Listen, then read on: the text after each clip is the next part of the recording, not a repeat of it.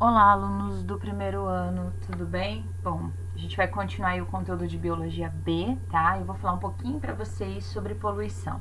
A gente acha que a gente sabe muito sobre esse assunto, mas vocês vão ver que existem vários tipos de poluição e ela nos afeta de maneira totalmente diferente, tá? Então vamos lá? Bom, o que é poluição, né? A poluição é qualquer substância que está no ambiente em quantidade, né, aí, digamos que excessiva, e essa substância pode causar prejuízo à saúde dos seres vivos, tá? Então, assim, toda vez que você tem uma substância que causa algum prejuízo em determinada quantidade, você está falando aí de algo que está poluindo. E nós vamos ver que essas substâncias podem ser de vários tipos. Então, a primeira classificação dessas substâncias é que elas podem ser naturais. Então, por exemplo, a própria natureza originar essas substâncias, como é o caso de gases, né? A poeira que vem de vulcões, algumas bactérias que eliminam aí metano, o próprio incêndio que pode gerar fumaça e fuligem.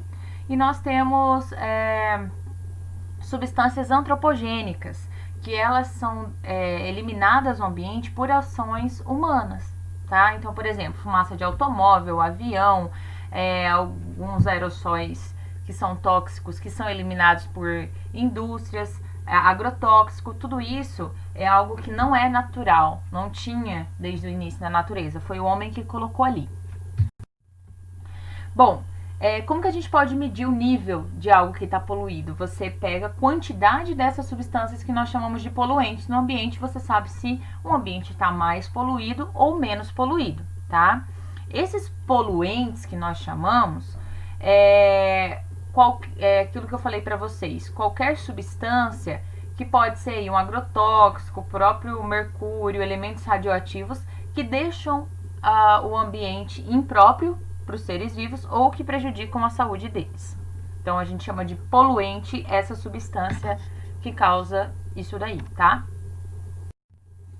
Bom, nós temos tipos de poluentes e eles podem ser primários ou secundários. Se eles forem primário, né, um poluente primário, ele é emitido diretamente de uma fonte. Então, por exemplo, o monóxido de carbono e os agrotóxicos, eles têm uma fonte específica e eles são eliminados por essa fonte. Então, ele é conhecido como um poluente primário. Já os poluentes secundários são aqueles que reações, por exemplo, na atmosfera ou no solo, geram aquele poluente. Então, ele não foi introduzido ali, ele foi formado naquele ambiente, como é o caso do ozônio, que é formado na atmosfera, mas a gente não libera o ozônio. Nós eliminamos substâncias que formam o ozônio. Então, aí eu tenho um tipo de poluente secundário. Bom, eu vou falar um pouquinho para vocês sobre a biomagnificação, tá? E aí a gente vai entrar um pouquinho aí nessa questão dos inseticidas. E eu vou dar dois exemplos de inseticidas para vocês, que é o DDT e o PCB. Bom, o que acontece? Alguns organismos, eles têm dificuldade de eliminar essa poluição do corpo, tá? Então ele consome algo, uma substância química que fica no tecido dele, e essa substância ela vai sendo passada pela cadeia alimentar. Então, quanto mais longo o tempo de vida desse organismo, mais ele vai consumindo essa substância. Então, esse fenômeno de acumulação de substância química tóxica no corpo de um organismo, a gente chama de bioacumulação ou magnificação biológica, tá? O fato dele ir acumulando essa substância. E isso vai ser passado pela cadeia alimentar. Então, quando um predador ele vai e devora, né, isso acumula nele. Tá? Então ele incorpora essas substâncias tóxicas das suas presas e aí cada vez mais essa substância ela vai se acumulando na cadeia alimentar. Então tem um aumento progressivo da concentração do poluente aí. E a gente chama esse aumento da concentração do poluente de biomagnificação. Bom, aí foi um caso que foi relatado, tá? Lá na metade do século XX, nos Estados Unidos, eles começaram a observar que algumas aves que comiam peixe estavam morrendo, tá? E aí o que acontece? Eles viram que nesse lago onde ela estava comendo, foi aplicado um inseticida, né, da DDT aí, dessa linha de inseticida para combater larva de mosquito. E o que aconteceu? O zooplâncton, ele incorporou esse DDT, que foi passado para pequenos peixes, que foi acumulado aí em peixes maiores, e a concentração desse DDT, por causa, né, esse fenômeno chamado de biomagnificação, só foi aumentando. Então chegou na ave numa tal concentração que foi totalmente tóxica para esses organismos e eles acabaram morrendo. Anos mais tarde, eles conseguiram observar esse mesmo comportamento em outro inseticida que a gente conhece como biofelina policlorada, tá? Ou PCB também. E aí também isso acontece com metais e outros tóxicos aí, tá? Eles têm esse mesmo comportamento de ir acumulando. Bom, vou falar um pouquinho para vocês sobre o mercúrio, tá? O mercúrio, ele chega nas águas porque ele é uma substância muito utilizada ainda em garimpo, tá? Então, os garimpeiros utilizam o mercúrio para fazer a separação ali de ouro. E aí, esse mercúrio, quando ele chega na água, ele o que é tóxico, na verdade? As bactérias, elas vão produzir o metilmercúrio, tá? E essa substância é tóxica. O mercúrio, ele tem uma característica que ele é lipossolúvel, e o fato dele ser lipossolúvel, ele se dá muito bem, ele se conecta com membrana plasmática, principalmente das células dos tecidos intestinais, né, dos animais, porque elas têm mais microvilosidades e tem uma superfície de membrana aumentada. Então, é absorvido ali, fica no corpo do indivíduo, que já cai na corrente sanguínea, e aí ele sofre biomagnificação e vai aumentando essa quantidade conforme o tempo de vida ou conforme o nível trófico aí na cadeia alimentar. O mercúrio, ele tem efeitos prejudiciais tanto à saúde humana quanto em qualquer, né, outro organismo aí, principalmente quando a gente tem um contato já a nível bem elevado de mercúrio. Então, ele pode afetar o cérebro, o coração, o funcionamento dos pulmões, do rim, tá? O próprio sistema imune fica abalado, aí a pessoa ela pode ficar vulnerável a outras enfermidades, já que o sistema imune foi abalado. E nas mulheres aí, o mercúrio ele consegue passar pela placenta, então ele pode prejudicar o desenvolvimento do bebê e afetar aí o sistema nervoso desse embrião que está sendo formado. Em relação ao mercúrio, né? Como que o humano pode ter contato? Principalmente pelo consumo de pescados que estão contaminados por esse metilmercúrio produzido por essas bactérias, tá? Então, eles acumulam no tecido e o ser humano vai lá e se alimenta. Nas fontes de mercúrio direta, né? Onde nós temos, por exemplo, lâmpadas fluorescentes e de mercúrio, a combustão do carvão e do óleo combustível, incineração do lixo pode liberar também, mineração de metais como ouro, que eles no garimpo eles utilizam, manufatura de inseticidas, então indústria de tintas, vários setores aí vão utilizar o mercúrio e podem emitir e a gente ter contato com ele. No caso, as bactérias produzirem por causa do contato com o mercúrio, o metilmercúrio, e a gente ter contato com esse metilmercúrio. Bom, aí só para vocês verem, né, uma cadeia alimentar aquática, e o mercúrio ele também tem ele sofre, né, biomagnificação, onde vai aumentando a sua concentração nessa cadeia alimentar. Então, quanto maior o peixe que o ser humano consome, maior a quantidade de mercúrio que ele vai ter contato, ou no caso, metilmercúrio. Agora eu vou falar um pouquinho sobre a chuva ácida com vocês, tá? O que é a chuva ácida? É uma chuva que ela cai com uma acidez, aí um pH descontrolado, porque ela deveria ter um pH neutro e ela tá com pH ácido, devido a algumas substâncias. Então, você tem ali a queima de combustíveis fósseis, que liberam, né, algumas substâncias na atmosfera, e a chuva comum, então com a água aí, principalmente o gás carbônico, pode formar o ácido carbônico, que é carregado pela chuva ácida. Mas a gente também tem óxidos de enxofre e nitrogênio, que pode formar o ácido sulfúrico e nítrico, que deixa essa chuva mais ácida ainda. Bom, aí mostrando um esquema para vocês, a eliminação, né, e a formação, que às vezes a eliminação é em determinado lugar desses componentes atmosféricos e as nuvens carregam e formam a chuva ácida em outro lugar. Então, nem sempre a chuva ácida ela vai prejudicar o local onde se produz essas substâncias. Ela pode ser carregada e, por exemplo, ir para uma mata, uma floresta, um campo, onde você não tem tanta poluição, mas você vai observar o fenômeno da chuva ácida. A gente sabe que essa concentração de óxido de enxofre na atmosfera é principalmente pela queima do carvão mineral, que, por exemplo, é utilizado em várias indústrias, uma delas a termoelétrica. E no caso dos óxidos de nitrogênio, a gente sabe que é por causa da queima de derivados do petróleo, por exemplo, que libera. Quais são as consequências dessa chuva ácida, né?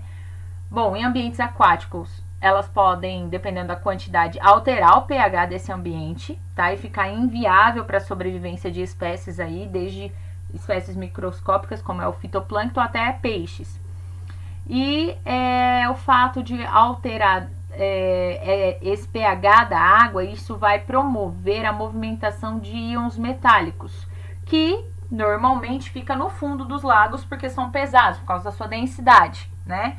Só que, conforme movimenta esses íons, isso vai fazer com que os peixes produzam um muco que é por causa do sistema imune dele. Então, ativa o sistema imune dos peixes e isso pode obstruir as brânquias deles por causa da quantidade de muco. E a brânquia é um órgão muito sensível e é onde ele faz a troca de gases com o ambiente. Então, prejudica a respiração desses animais, pode levar à morte aí também desses animais por causa disso, por causa da respiração, dificuldade respiratória. E no caso, né, o que pode ocorrer aí aos humanos, né?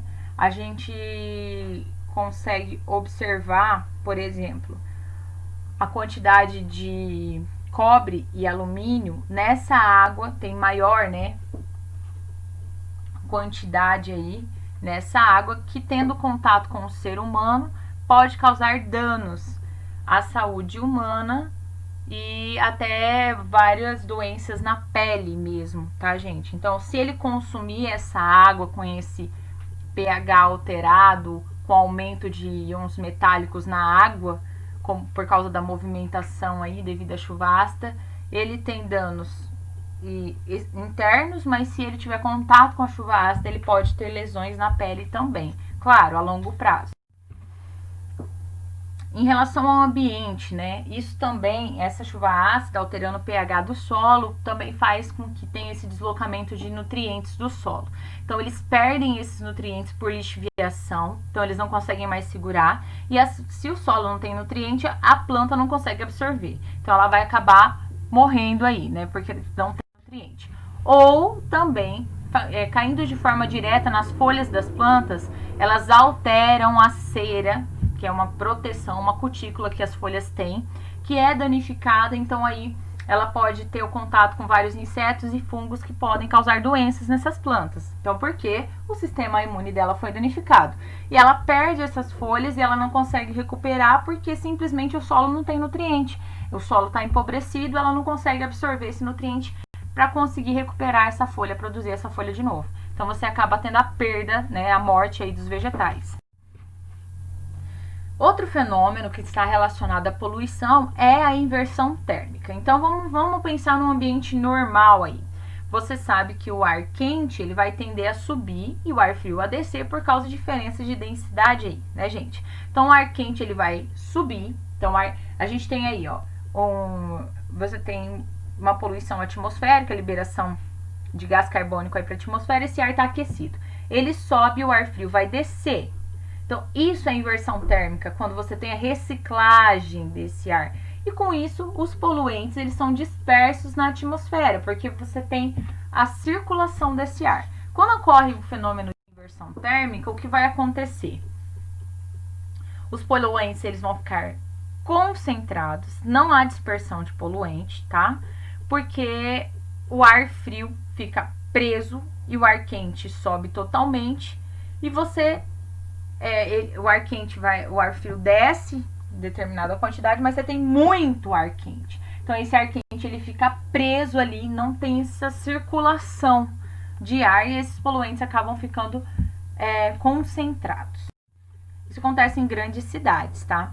Essa inversão térmica causa muitos prejuízos ao ser humano, porque esses gases aí, eles causam irritações nos olhos e principalmente atacam o nosso sistema respiratório. A gente pode desenvolver doenças como asma e bronquite, o que é muito comum em pessoas que vivem em grandes centros, São Paulo, cidades grandes aí, onde você tem grande concentração de poluentes, tá? Então você tem também o agravamento de problemas cardíacos, e isso tudo, a longo prazo, pode levar à morte de várias pessoas. Um outro fenômeno que não é muito conhecido é o smog fotoquímico, tá? Esse termo vem do inglês, né, de smoke, que significa fumaça, e fog, né, nevoeiro. Então, assim, ele está se referindo à poluição atmosférica que é causada, é produzida ali perto do solo, tá?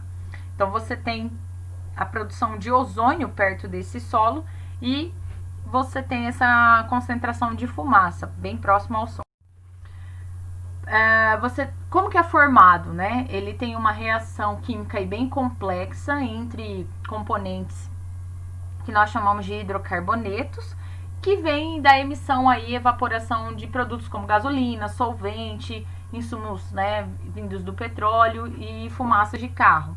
E aí esses componentes, eles se ligam, né, eles se conectam com óxidos de nitrogênio e com a presença ali da luz solar produz o ozônio. Então ele é considerado um poluente secundário, porque ele foi produzido na atmosfera.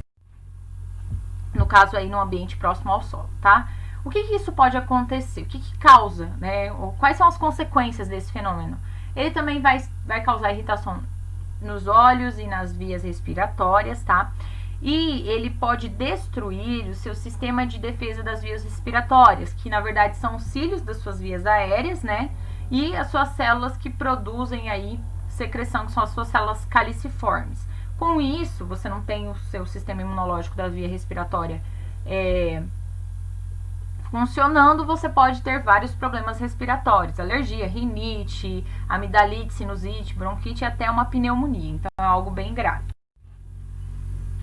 Aí nós vamos falar de um outro fenômeno, que é o buraco na camada de ozônio. Então nós sabemos, né, que existe essa camada de ozônio, que é uma proteção natural que o nosso planeta tem contra os raios, alguns tipos de raios ultravioleta.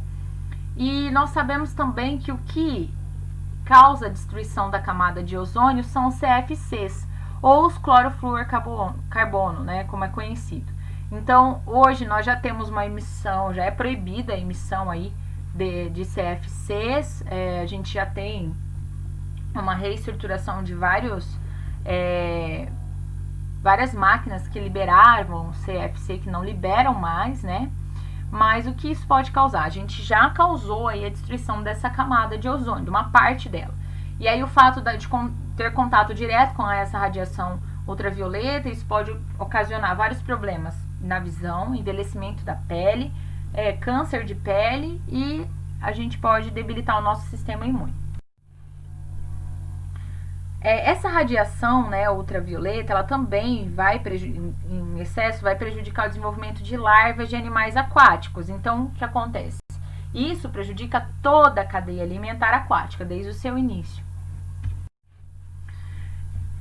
Outro fator também interessante da gente comentar é a poluição térmica. Então, várias indústrias, elas precisam aquecer, tá, água, ou elas utilizam água para resfriar alguma determinada máquina, e essa água quente é eliminada em ambiente aquático. Então aí você tem uma poluição térmica, você altera totalmente a temperatura desse ambiente e você causa aí, prejudica várias espécies que precisam de determinada temperatura para sobreviver. Uma das consequências mais sérias disso daí é o fato de diminuir ou perder totalmente o oxigênio que está dissolvido na água. Então, todas aquelas espécies que precisam do oxigênio, elas acabam morrendo, tá? E a questão da espécie estar apta ou não a sobreviver em determinada temperatura. Por fim, a gente vai falar da poluição radioativa, tá? Então, os radioativos, eles podem permanecer durante longos anos no ambiente, eles podem emitir radiação, que pode causar aí mutações no nosso DNA e levar a vários tipos de câncer. Um deles muito comum é a leucemia. Um desses componentes é o iodo radioativo, que pode ser acumulado por algas e ser transferido ao longo da cadeia alimentar, tá? Nós também temos o césio, o estrôncio, que podem ser absorvidos por plantas e daí ir acumulando, né, por biomagnificação no tecido dos animais na cadeia alimentar.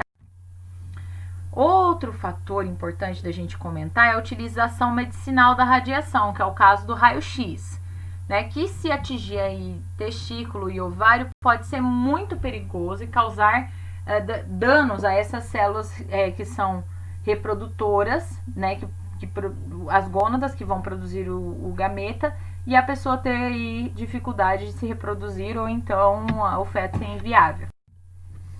Eu vou falar um pouquinho para vocês sobre alguns acidentes nucleares que aconteceram. Um deles, acho que o mais famoso, foi o acidente, né, de Chernobyl, que foi em 1986, que tem até uma série que eu recomendo muito para vocês assistirem, Chernobyl, que foi, né, aconteceu aí na União Soviética.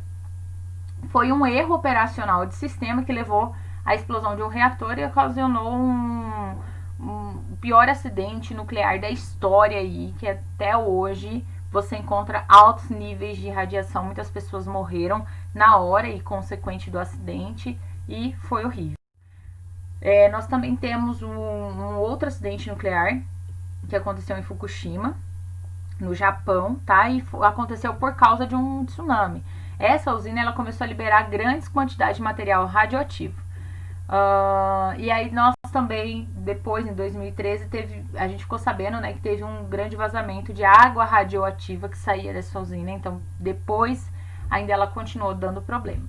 Aqui no Brasil, a gente também tem um caso lá na cidade de Goiânia, em 1987, o Césio 137, que foi desmontado aí uma clínica que foi abandonada, foi levado todo o equipamento que era usado em raio-x para um ferro velho e uma parte desse equipamento ocasionou danos à saúde de várias pessoas, porque ele foi carregado, porque brilhava, e enfim, também foi um acidente nuclear. Bom, pessoal, é isso. Eu espero que vocês tenham gostado da aula. É um assunto bem polêmico. Acho interessante vocês ficarem por dentro do assunto, né? Até para temas de redação. E aí tá meu e-mail. Qualquer dúvida, entre em contato, tá bom? Até mais.